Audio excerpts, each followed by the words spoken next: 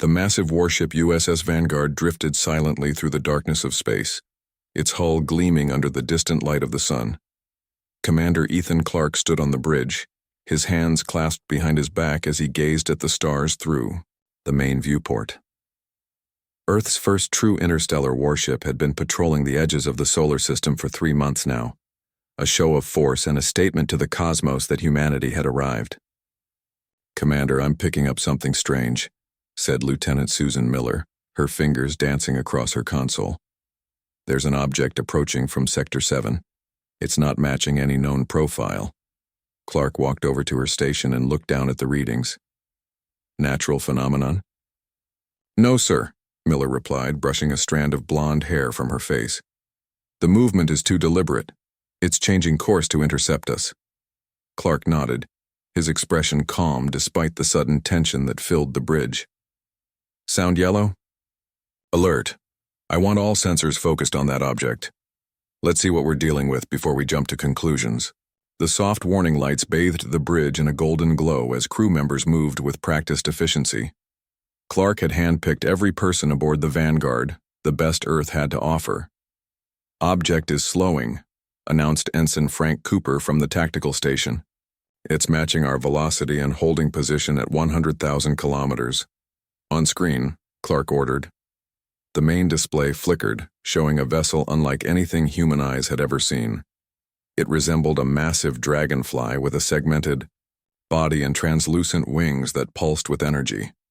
The surface appeared to be made of some crystalline material that shifted colors like oil on water. "It's beautiful," whispered Lieutenant Miller. "And probably dangerous," added Clark.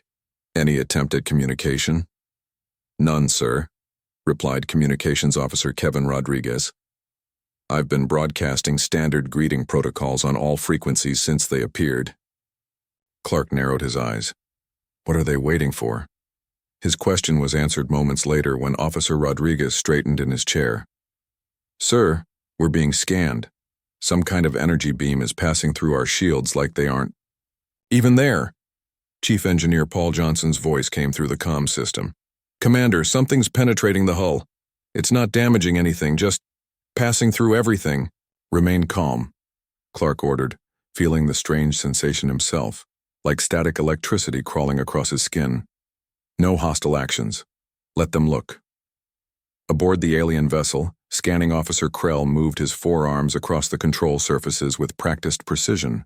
His compound eyes processed multiple data streams simultaneously as he examined the human ship. "Hi, Commander. I have preliminary data on the Earth vessel," Krell reported, his mandibles clicking softly. High Commander Vraz approached, towering over Krell. The commander's exoskeleton shimmered with the blue bioluminescent patterns that marked the highest rank in Xeraxian society. "What have you found?" Vraz asked, his voice resonating through specialized organs in his chest. "It appears to be a military vessel, as we suspected," Krell replied. "But there are anomalies. Their propulsion system is unusual. I need to scan deeper." Vraz gestured permission with his upper limbs. "Proceed. The Galactic Council requires complete information on these newcomers." The Xeraxians had been observing Earth for centuries, watching as humans evolved from primitive tool users to a spacefaring civilization in what the aliens considered an alarmingly short time. Most species took thousands of years to make such leaps. Humans had done it in mere centuries. Back on the Vanguard, Chief Science Officer Olivia Martinez entered the bridge and approached Clark. "Commander, they're focusing their scans on the engine core and the neural interface systems." Clark exchanged a meaningful look with Martinez. They were among the few who knew the Vanguard's true secrets. "Can they access the classified systems?" Martinez hesitated. "I don't know. Their scanning technology is like nothing we've encountered. It's as if they're taking the ship apart atom by atom without actually disturbing anything." "Should we raise shields to full power?" asked Ensign Cooper. Clark shook his head. "No, that might be seen as hostile. For now, we let them look." He turned to Rodriguez. "Keep broadcasting greetings. Add that we come in peace but will defend ourselves if necessary." On the Xeraxian vessel, Krell suddenly pulled back from his console as if shocked. Hi, Commander. I've detected something impossible. Vraz moved quickly to Krell's side. Explain. Their primary propulsion appears to be standard fusion drives, but there's a secondary system hidden within. It's creating microfolds in space-time. They've achieved dimensional manipulation.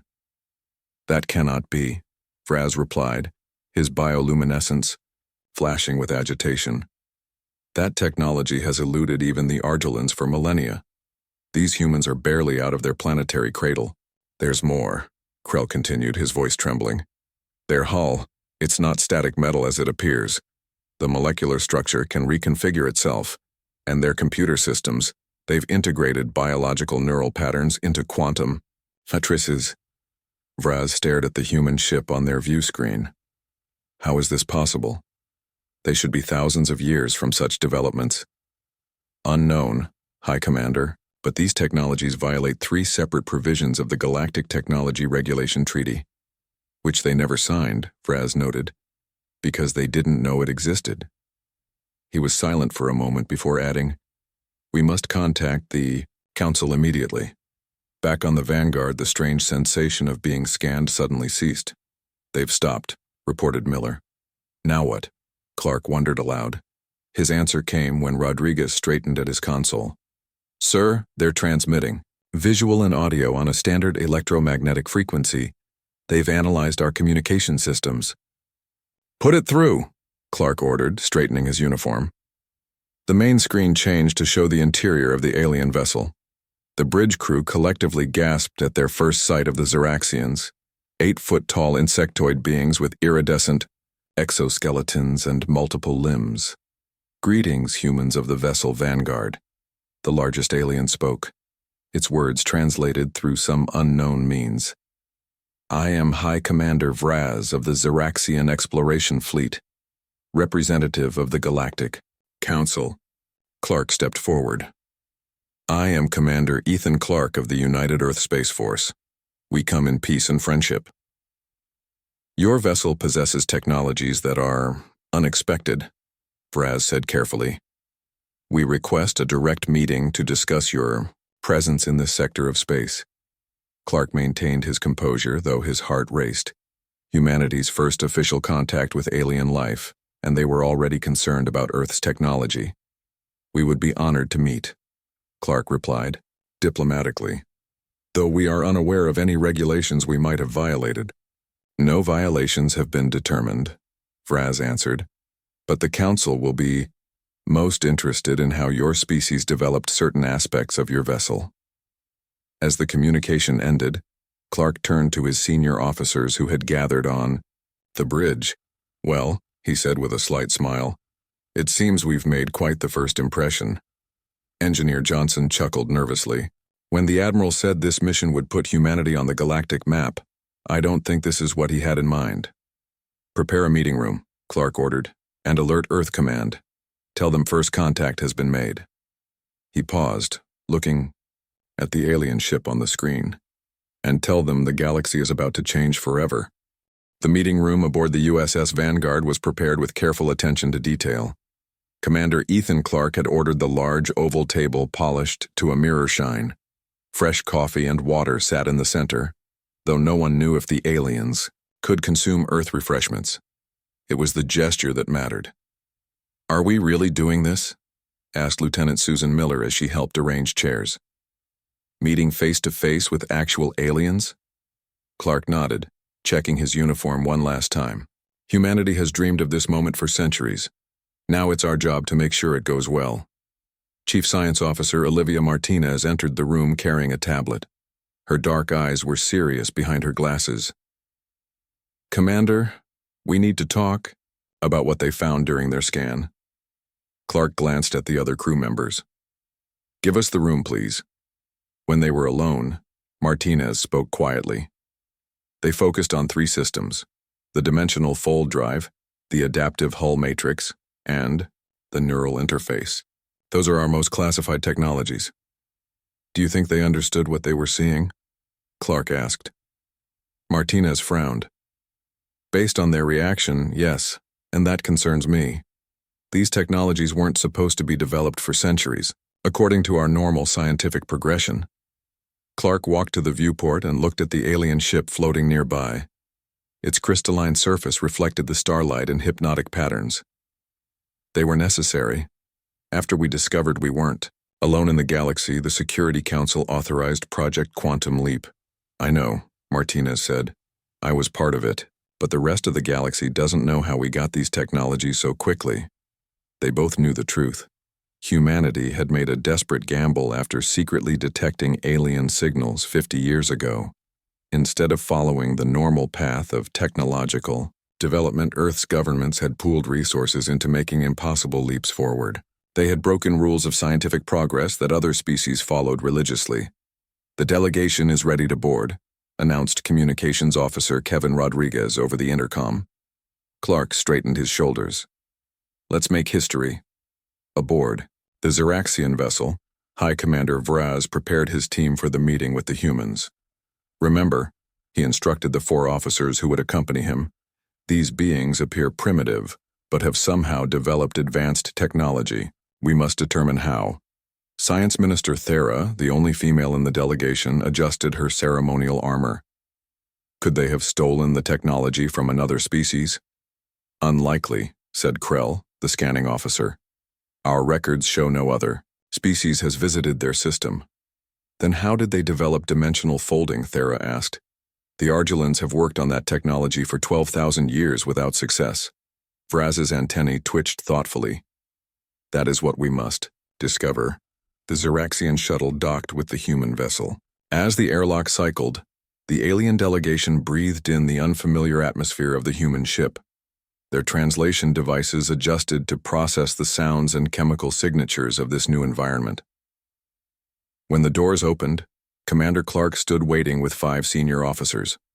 He stepped forward with his hand extended, then remembered the briefing on Zeraxian customs and instead placed his right hand over his heart.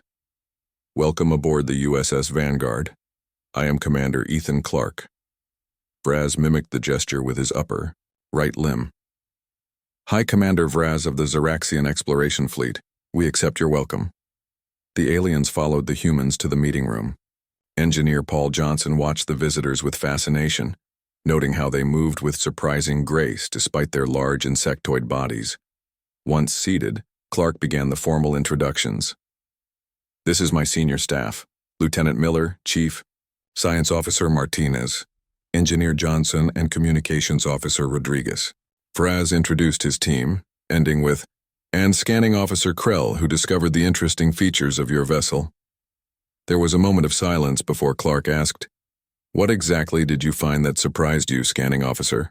Krell's compound eyes shifted colors as he spoke. Your ship contains technologies that most species take millennia to develop. Your dimensional fold drive alone should be impossible for your civilization's age. Martinez tensed visibly, but Clark remained calm. We've always been quick learners. Not this quick, said Science Minister Thera. The development of space-time manipulation follows predictable patterns across all known species. You've skipped thousands of years of normal progression. Clark took a sip of water. Perhaps humans approach scientific discovery differently.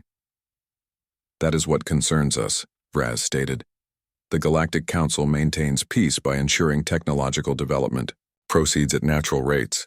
Sudden leaps create instability. Rodriguez leaned forward. You're saying advanced technology is regulated throughout the galaxy? Of course, Thera replied as if this were obvious. Uncontrolled technological advancement has led to the destruction of entire civilizations in the past. Clark exchanged glances with his officers. This was unexpected information. Earth had been rushing to develop advanced technology precisely because they feared being defenseless against alien civilizations. We were unaware of any galactic regulations, Clark said carefully. Earth has only recently begun interstellar travel. Yet you've built a warship, noted Vraz, his bioluminescent pattern shifting to a deeper blue. Why would a peaceful species make a weapon their first interstellar vessel? The question hung in the air, challenging and direct. Miller spoke up. Humans have always explored with caution. Our history taught us to be prepared. Prepared for what? Asked Krell. The unknown, Miller replied simply. In a secured section of the Vanguard, Dr. Laura Campbell and her team monitored the meeting through hidden cameras. The Neural Interface Lab was the most classified area of the ship, where human minds connected directly with the vessel's quantum computers. They're suspicious, Campbell said to her colleague, Dr. Alan Wright. They know something isn't right about our technology. Wright nodded, his fingers adjusting settings on a console. Should we prepare the contingency? Campbell hesitated. Not yet. Let's see how Clark handles this. Back in the meeting room, Vraz had placed a small device on the table. It projected a three-dimensional image of the galaxy, with thousands of tiny lights representing inhabited systems. The Galactic Council oversees 217 spacefaring civilizations, Vraz explained. Some are millions of years old. Others, like yours, are newcomers. Clark studied the map with amazement. Humanity had no idea the galaxy was so populated. Where is Earth? He asked. Vraz touched the device, and the image zoomed to show a small section of a spiral arm. A blue dot pulsed gently. You are here at the edge of what we call the Sentinel Zone. It's a region where developing civilizations are monitored but not contacted until they achieve interstellar capability. You've been watching us? Asked Martinez, unable to hide her surprise. For centuries, confirmed Thera. It is standard practice. Clark leaned back in his chair, processing this revelation. And now that we've achieved interstellar travel, what happens next? Vraz's mandibles clicked softly. That depends on how you answer our questions about your technological development. The Council will want to know how humans managed to compress thousands of years of progress into mere decades. Engineer Johnson cleared his throat. Maybe we're just smarter than you expected. The room fell silent as the Xeraxians' bioluminescent patterns flashed rapidly, their equivalent of surprised laughter. Engineer Johnson, said Vraz, every species believes they are exceptional. But the laws of technological progression have never been broken. Until now. He fixed his compound eyes on Clark. The truth, Commander. How did humanity make this leap? Clark took a deep breath. What he said next would shape humanity's place in the galactic community forever. Hi, Commander, he began. I think it's time we discussed the unique way humans approach problem solving, and why the galaxy may not be ready for us. Commander Clark leaned forward, resting his elbows on the polished table. The Xeraxian delegation waited silently, their compound eyes fixed on him. The fate of Earth might depend on what he said next. Humans are different from other species, in one fundamental way, Clark began. We don't follow a single path of development. We try everything at once. High Commander Vraz's antennae twitched. Explain. Clark gestured to Engineer Johnson. Paul, show them project history. Johnson touched. His tablet and a holographic timeline appeared above the table. It showed branching paths of human technological development spanning the last 200 years. Most species master one technology before moving to another, Clark explained.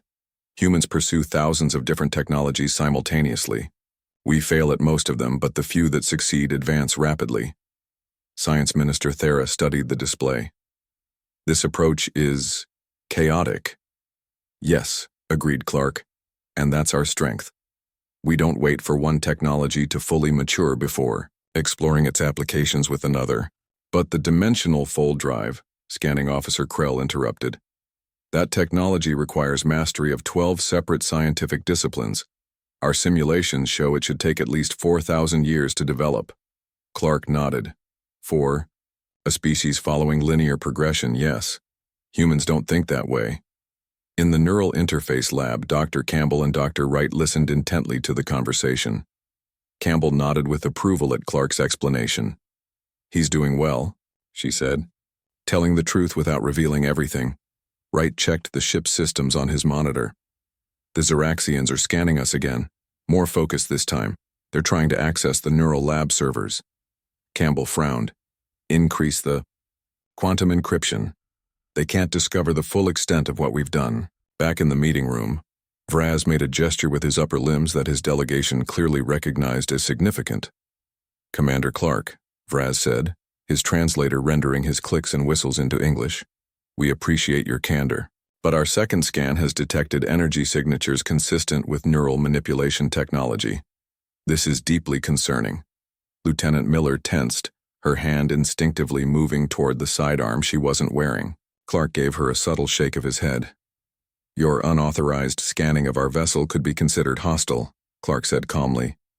But in the interest of transparency, yes, we have developed neural interface technology.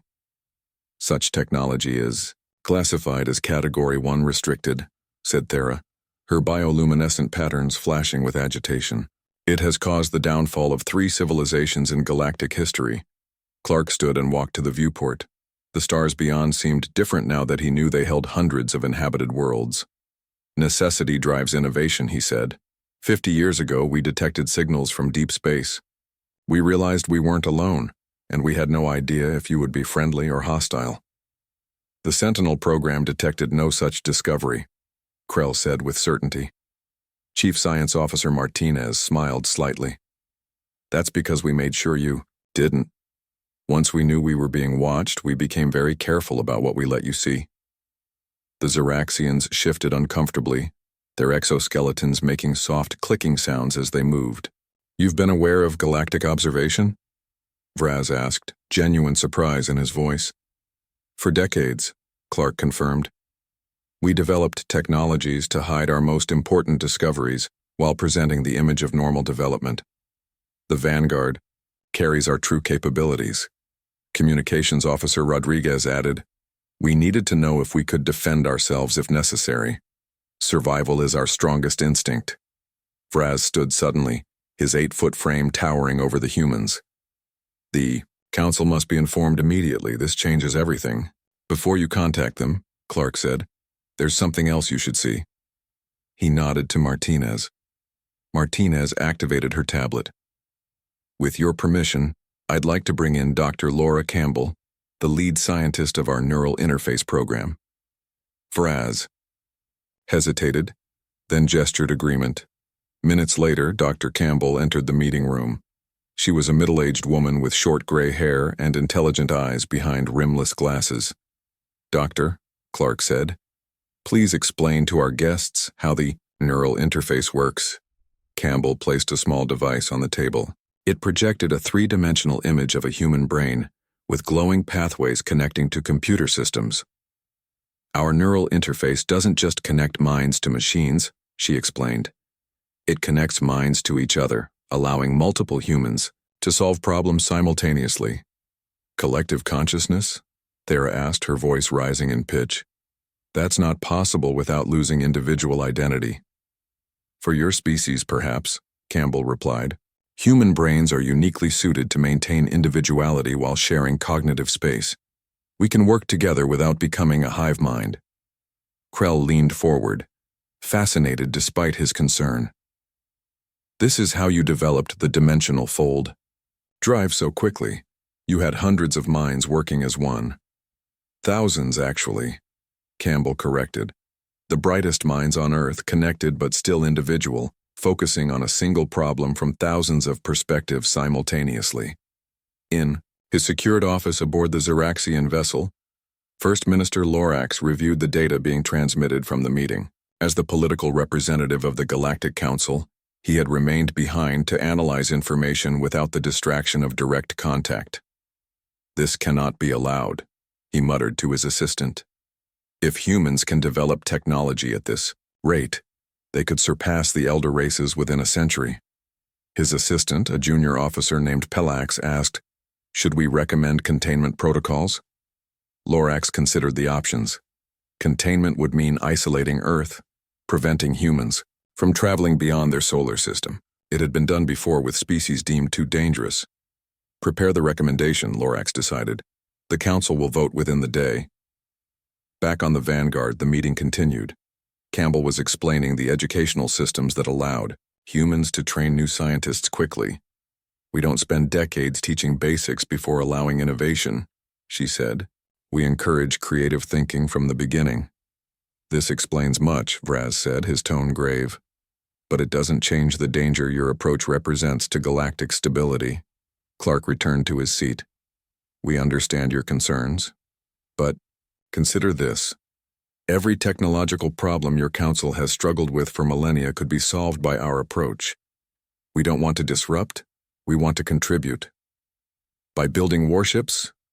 Krell asked pointedly. The Vanguard is defensive, Clark replied.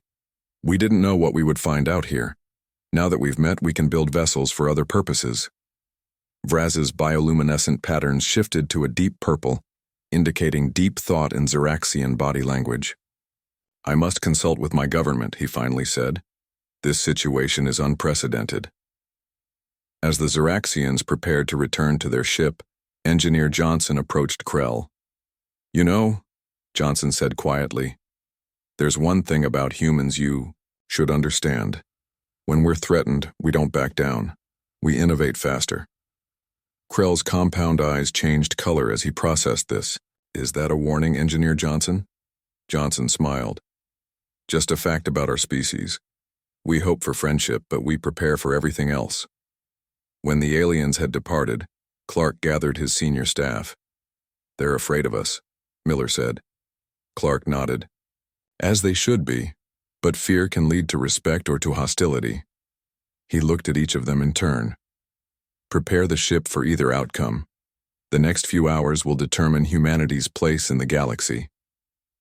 Dr. Campbell's tablet chimed with an alert. Commander, she said, her voice tense, we're detecting multiple ships entering the system.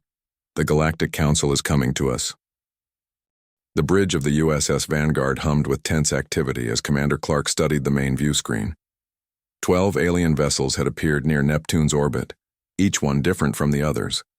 Their designs ranged from crystalline structures that seemed to bend light around them to massive organic-looking ships that pulsed like beating hearts. Those are council ships, Lieutenant Miller said, her voice hushed with awe. 12 different species. Clark nodded grimly. They certainly didn't waste any time.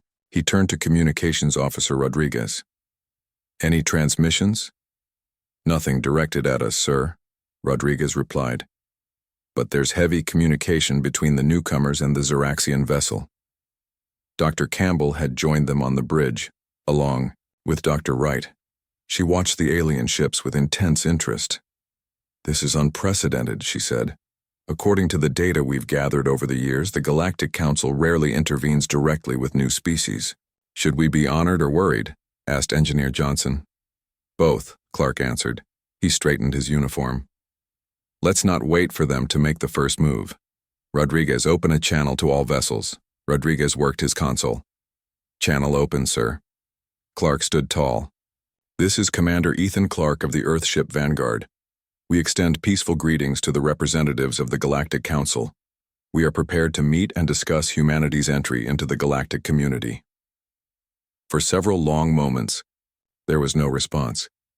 Then the view screen changed to show a chamber aboard one of the alien vessels. Seated around a crescent table were beings of startlingly different forms. Some were vaguely humanoid, others completely alien. From crystalline entities that floated above their seats to what appeared to be columns of living liquid contained in transparent cases. In the center sat a being with pale blue skin and 4 arms. Its head was smooth and hairless, with 3 large eyes arranged in a triangle. I am Grand Arbiter Nexus, the being said, its lips not matching the words they all heard in English. We have reviewed the Xeraxian report on your species and your technological development. This meeting is not to welcome Earth. It is to determine if your civilization represents a threat to galactic peace. Clark maintained his composure. We understand your concerns, Grand Arbiter. We are prepared to address them. You will come aboard the council vessel, Nexus ordered. A single representative from your ship. Clark nodded. I will come. Not you, Commander, Nexus replied. We wish to speak with the one called Dr. Laura Campbell, creator of your neural interface technology. Campbell stepped forward, surprised. I accept. After the transmission ended, Clark turned to Campbell. They're focusing on the neural technology. That's what scares them the most. With good reason, Wright interjected. If they knew the full capabilities of the interface, they'd be even more concerned. Campbell checked her tablet computer. I should bring data that shows the safeguards we've implemented. They need to understand we're not creating a hive mind. Be careful, Clark warned. They may try to confuse you or trick you into revealing more than you intend. I've spent 20 years keeping secrets, Campbell replied with a small smile. I think I can handle a few aliens. Aboard the council vessel, First Minister Lorax of the Zoraxians met with Grand Arbiter Nexus in a private chamber. The human technology is advancing too rapidly, Lorax insisted. Their neural interfaces could allow them to outpace even the Argelans within decades. Nexus's 3 eyes blinked in sequence. The Council recognizes this concern. That is why containment is being considered. Containment may not be enough, Lorax argued. Their approach to technological development is fundamentally different from any species we've encountered. They pursue multiple paths simultaneously, failing at most, but succeeding enough to advance at an alarming rate. What are you suggesting? Nexus asked, though the slight change in color of his skin suggested he already knew. The restriction protocol, Lorax said quietly. It has only been used 3 times in Council history, but you suggest we forcibly reduce their technological capability? Nexus interrupted. Remove their advancements and monitor them to prevent redevelopment? For the safety of the galaxy, Lorax confirmed. Nexus was silent for a moment. We will evaluate the human representative before making such a decision. Restriction is not undertaken lightly. Meanwhile, Dr. Campbell had boarded a small shuttle that would take her to the council ship. Security Chief Nicole Davis insisted on accompanying her. I don't need a bodyguard, Campbell protested. Commander's orders, Davis replied, checking her sidearm. Where you go, I go. The shuttle ride was brief but tense. When they docked with the massive council vessel, Campbell was struck by the scale of alien engineering. The docking bay alone was larger than a football stadium, filled with various craft from across the galaxy. They were met by 2 escorts, tall, slender beings with 4 arms and skin that shifted colors like a chameleon. Dr. Campbell, one of them said, I am Guide Trell. Please follow me to the council chamber. As they walked through the vast corridors of the ship, Campbell noticed how the architecture seemed to blend multiple alien styles, as if the vessel had been designed by committee, which, she realized, it probably had been. Your ship is impressive, Campbell said to Trell. The Unity vessel represents the combined engineering of all council races, Trell replied with obvious pride. It is a symbol of what cooperation can achieve. Campbell nodded. Humans value cooperation as well. Our neural interface is based on that principle. Trell's skin rippled with blue patterns. That is not the understanding we have of your technology. We were informed it allows humans to develop weaponry at accelerated rates. That is a significant misunderstanding, Campbell replied carefully. They entered a vast chamber where the council members waited. The room was arranged in ascending rings with the representatives seated according to some hierarchy Campbell couldn't determine. At the center was a platform where Grand Arbiter Nexus sat with 3 other beings. Dr. Laura Campbell of Earth, Nexus announced. You stand before the Galactic Council to answer for your species' technological violations. Campbell stepped forward confidently. With respect, Grand Arbiter, we cannot violate rules we were unaware of. Earth has developed according to its own path without outside guidance. Ignorance does not mitigate danger, said a crystalline being to Nexus's right. Its voice sounded like wind chimes. The neural technology you have created has destroyed civilizations in the past. Our neural interface is different, Campbell insisted. I can demonstrate the safeguards we've implemented. We are not interested in technical details, Nexus said. We must determine your intentions. Why did humans develop such technology? Campbell took a deep breath. This was the crucial moment. Because we needed to survive, she answered honestly. When we discovered we weren't alone in the universe, we had to prepare for any possibility. But our technology isn't just for defense. The neural interface has helped us solve food shortages, develop medical treatments, and find solutions to climate change. Yet you installed it on a warship, noted a reptilian being in the second ring. The Vanguard is our first step into the stars, Campbell replied. Would you venture into unknown territory without protection? A murmur ran through the assembled council. Campbell realized she had scored a point. These species understood caution.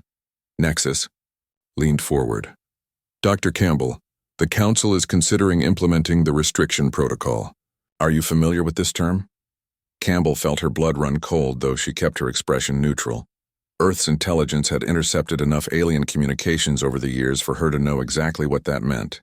You intend to forcibly reduce our technology and monitor us to prevent advancement, she said calmly. That would be a mistake. Why? Nexus asked. Campbell met his three-eyed gaze steadily. Because humanity doesn't respond well to threats, and because you need us more than you realize. Grand Arbiter Nexus leaned forward, his three eyes focusing intently on Dr. Campbell. The council chamber had fallen silent after her bold statement. Explain why we need humans, Nexus demanded, his tone betraying curiosity beneath the authority. Campbell gestured to the diverse council members surrounding her. Look at what you've built together. Impressive but slow. Your species follow orderly paths of development, taking centuries or millennia to master technologies. That stability has benefits, but it also has weaknesses. And humans address these weaknesses? Asked the crystalline being. We think differently, Campbell replied. Where you see one path, we see 1,000 possibilities. We try them all at once. We fail often, but when we succeed, we leap forward. She paused. The galaxy is vast and likely holds threats even the Council hasn't encountered. Wouldn't you rather have humanity's chaotic innovation as an ally than an enemy? A ripple of discussion spread through the chamber. Campbell noticed the reptilian counselor leaning toward his neighbor, mandibles clicking rapidly. Security Chief Nicole Davis stood quietly behind Campbell, her hand never far from her sidearm. She had been scanning the chamber, evaluating potential. Threats and escape routes, Doctor, Davis whispered. Multiple ships are moving into position around the Vanguard. This could be a trap. Campbell nodded slightly but maintained her focus on the council. The human makes an interesting argument, said a counselor composed of what appeared to be swirling mist contained in an environmental suit. The Clavari incursion 3 centuries ago nearly overwhelmed our defenses. Perhaps a different perspective would have helped. Or perhaps humans would ally with such aggressors, countered First Minister Lorax of the Xeraxians. Their warship proves their inclination. Our ship is defensive, Campbell insisted. And speaking of defense, I notice several of your vessels are now surrounding the Vanguard. That seems hostile. Grand Arbiter Nexus made a gesture, and a holographic display appeared in the center of the chamber. It showed the Vanguard, now, surrounded by 5 council ships. Standard procedure, Nexus stated. Nothing to concern yourself with. I understand, Campbell replied with a thin smile. Just as our neural interface is standard procedure for a species developing in isolation, concerned about potential threats. Meanwhile, aboard the Vanguard, Commander Clark watched the alien vessels with growing concern. They're boxing us in, Lieutenant Miller observed. Classic containment formation. Clark nodded grimly. Rodriguez, any word from Dr. Campbell? Nothing. Since she entered the council chamber, sir, the communications officer replied. Engineer Johnson looked up from his console. Commander, I've been analyzing their ship positions. If they're planning to use some kind of damping field to disable our technology, that's the optimal formation. Clark considered their options. Dr. Wright, is the neural interface at full capacity? Wright nodded from his station. Yes, sir. All systems online. Good, Clark said quietly. We may need it. He turned to the bridge crew. I want everyone to understand something.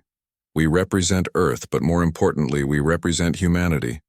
Whatever happens next will determine our place in the galaxy for generations to come.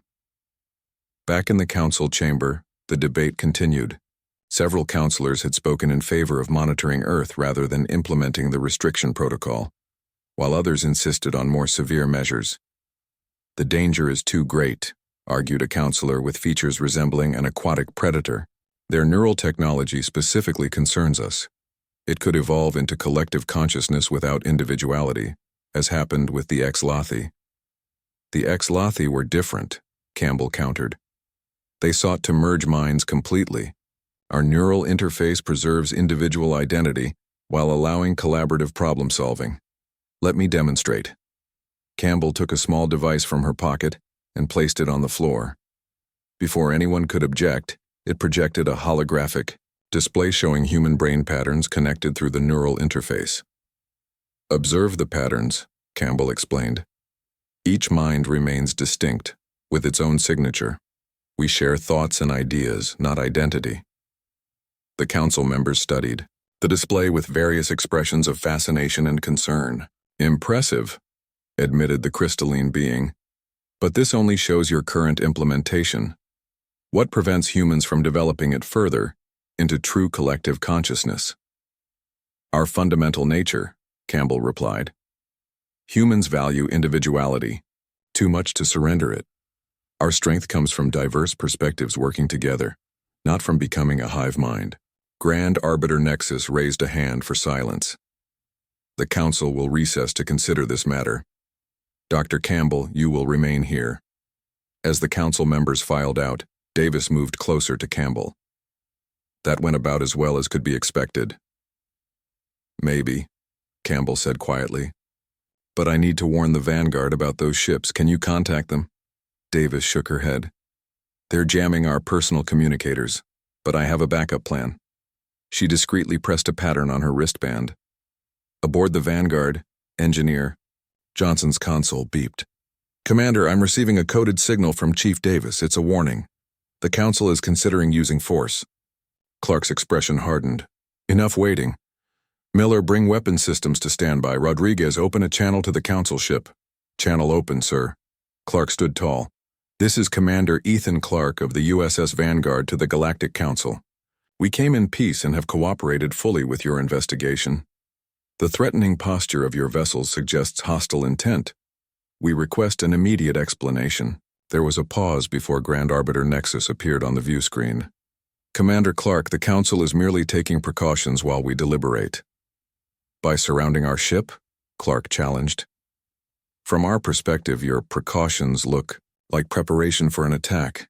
I remind you that while the Vanguard is our first interstellar vessel, Earth has many more under construction.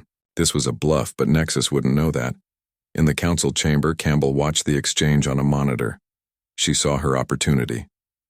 Grand Arbiter, she called out. Before you make your decision, there's something else you should know about human neural technology. Nexus turned to her, curious. Proceed. Campbell took a deep breath. Our interface doesn't just connect humans to each other. It allows us to understand other minds, including non-human ones. The chamber erupted in surprised exclamations. Impossible, declared Lorax. Cross-species neural compatibility has never been achieved. Because you've always approached it linearly, Campbell replied. We tried thousands of methods simultaneously until we found one that works. With consent, I could connect with any council member, sharing understanding directly, beyond the limitations of language. Nexus studied her for a long moment. You propose a demonstration? I do, Campbell said firmly. A direct neural connection would show you our true intentions better than any words. The council returned to full session to debate this unprecedented offer. After hours of intense discussion, they reached a decision. Dr. Laura Campbell, Nexus announced, the council accepts your proposal with conditions. I will personally participate in this neural connection. Campbell nodded, trying not to show her relief. Thank you, Grand Arbiter. As preparations were made for the connection, Campbell sent a message to the Vanguard. Plan working. Stand by. Clark received the message with mixed feelings. She's taking an enormous risk. It's our best chance, Wright replied. If she can make them understand us, we might avoid conflict. Hours later, in a specially prepared chamber, Campbell and Nexus sat facing each other. Between them was a modified neural interface device. This will allow communication without merging our identities, Campbell explained. You'll understand my thoughts and intentions, and I'll understand yours. Nexus nodded. Proceed. As the connection activated, both Campbell and Nexus gasped. Images, emotions, and concepts flowed between their minds. Human determination and innovation meeting alien wisdom and caution. When they finally disconnected, Nexus sat in silence for several minutes. Now you understand, Campbell said quietly. Yes, Nexus replied. Your species is indeed different. Dangerous, perhaps, but also necessary. The next day, the full council announced their decision. Earth would be granted provisional membership in the galactic community. The Vanguard would be allowed to return home, carrying council representatives to establish official diplomatic relations. As Commander Clark prepared the ship for departure, he found Campbell on the observation deck, watching the alien vessels. You took a tremendous risk, he said. Campbell smiled. It was the only way to make them understand. They needed to experience human thinking firsthand. And what did you learn about them? Clark asked. That they're afraid of change, she replied, but also capable of adapting. They've maintained peace for thousands of years, but they've grown complacent. They need our chaos as much as we need their stability. Clark looked out at the stars. So what happens now? Now, Campbell said, humanity takes its place in the galaxy, on our terms. As the Vanguard prepared to return to Earth, carrying news that would forever change human history, the stars seemed brighter somehow, full of new possibilities and challenges for a species that had always thrived on both.